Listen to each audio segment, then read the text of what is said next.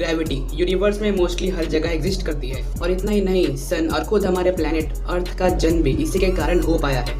Gravity की वजह से ही अर्थ का एटमॉस्फेयर और उस एटमॉस्फेयर में मौजूद एसेंशियल गैसेस भी मेंटेन रहते हैं, जिसे कंज्यूम करके हम इंसान और इस धरती पे मौजूद सारे लिविंग बींग्स जिंदा रह पाते हैं।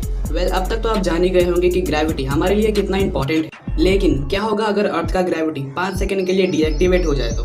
इस हाइपोथेटिकल क्वेश्चन का इंटरेस्टिंग आंसर इस वीडियो में आप जानने वाले हो, तो वीडियो को अंत तक जरूर देखना। Let's start the video.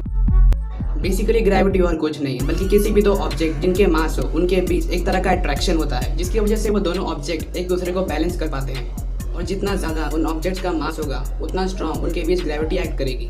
लेकिन अगर दोनों ऑब्जेक्ट के बीच का डिस्टेंस ज़्यादा होगा तो उन पर ग्रेविटेशनल फोर्स भी कम लगेगा। इसमें ज़्यादा डीप में नहीं घुसते हुए चलिए जानते हैं अपने हाइपोथेटिकल क्वेश्चन का आंसर। बेसिकली ग्रेविटी नहीं होने की वजह से अर्थ का एटमॉस्फेयर और उसमें मौजूद एसेंशियल गैसेस स्पेस में चले जाएंगे और उनके साथ साथ हम भी। वैसे हम कुछ देर तक जिंदा तो रहेंगे, लेकिन इतने अनकॉन्शियस हो जाएंगे कि कुछ भी नोटिस नहीं कर पाएंगे और स्पेस की तरफ आप उतनी ही तेजी से जाओगे जितनी बुलेट्स की स्पीड होती है। और इतना ही नहीं, अर्थ के कोर को प्रेशर नहीं मिलने की वजह से एक्सपांड करने लगेगा, जिसकी वजह से इंटेंस अर्थक्वेक आने लगेंगे और वॉल्केनोज जो कई सालों से इनएक्टिव थे अब एक्टिव होने लगेंगे। और वॉल्केनोज का इरप्शन इतनी ज्यादा मात्रा में होने लगेगा कि आसमान में सिर्फ लावा ही नजर आएगा। अब 5 सेकंड बीतने के बाद अर्थ पर ग्रेविटी वापस आ चुकी है।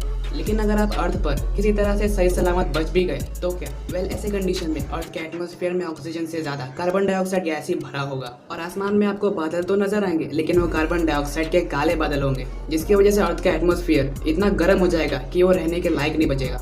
और सिर्फ इतना ही नहीं, मून जो अर्थ के ग्रेविटेशनल पुल के कारण 3,84,402 किलोमीटर दूर स्टेबल था, अब टेलीस्कोप से देखने पर भी दूर दूर तक कहीं नजर नहीं आएगा।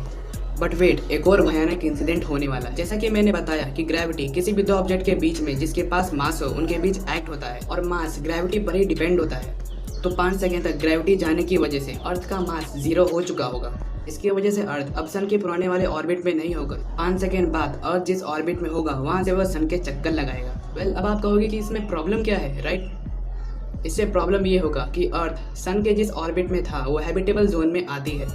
हैबिटेबल जोन मतलब वो जगह जहाँ टेम्परेचर ना ज़्यादा गर्म होता है और ना ही ज़्यादा कोल्ड। और अर्थ सन से दूर अब जहाँ है मैं भी वो जगह सन के हैबिटेबल जोन में नहीं आती।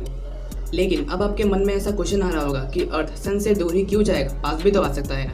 ऐसा बिल्कुल भी नहीं होगा, क्योंकि अर्थ सन के अराउंड 67,000 किलोमीटर पर आवर के स्पीड से घूमता है बिकॉज ऑफ सेंट्रीपिटल फोर्स। और जैसा कि मैंने कहा कि अर्थ का मास अब 0 हो चुका है, जिससे सन की सेंट्रीपिटल फोर्स अब अर्थ पर एक्ट नहीं करेगी और ऐसे ही अर्थ स्ट्रेट लाइन में बाहर चली जाएगी।